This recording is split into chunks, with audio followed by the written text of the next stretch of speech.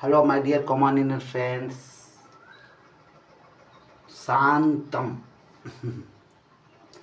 శాంతి, ప్రశాంతి.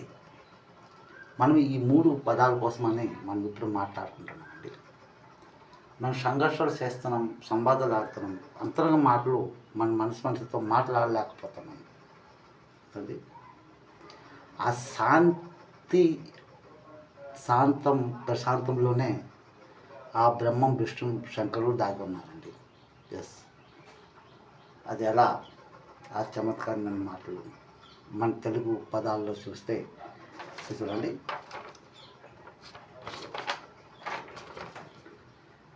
శాంతి, సాకు తిరిగితే సాకు దాల్చినప్పటికీ తాగుడు స్థితి శాంతి. సాకు తిరిగితే సాకు దాల్చినప్పటికీ తాగు దాల్చుకున్నప్పటికీ శాంతం. ఇక్కడ చూడండి, ప్రశాంతి అంటే ఈ ఇండియన్ గురు హఠో హోం సత్యమో శాంతం, ప్రశాంతం, సంఘర్షం, సంవాదం, అంతరంగ మాటలతో ఈ ప్రపంచ దేశాలకే సందేశం ఇస్తుందండి ఈ సత్యమైన మాట.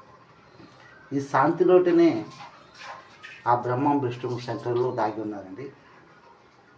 చూడండి, సా అంటే సముద్రం అనుకోవచ్చు, మీ ఇష్టం అది. కానీ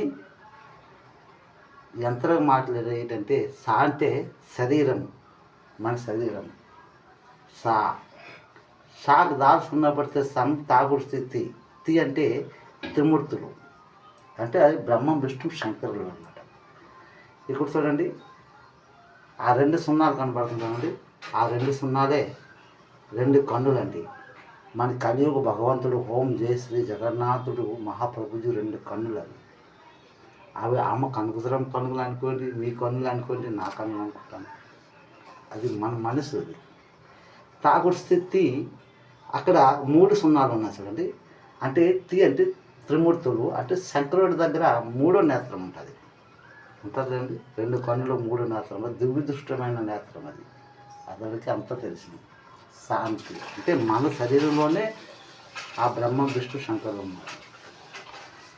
శాంతం, సాగుతో సాగు దాచుకున్నప్పుడు తాగుతున్నప్పుడు శాంతం. ఈ శాంతంలో శరీరంలో రెండు కన్నులు కనబడుతుంది, త్రిమూర్తులు కనబడుతుంది. మన పదాల్లో కనిపిస్తున్నది ఏంటండి? ప్రశాంతం, ప్రపంచం ప్రశాంతం. అంతరంగ మాటల్లో కనిపిస్తున్నది లేదండి. సత్యమైన సత్యం కాదండి. ఓం సత్యమో ఓం సత్యం.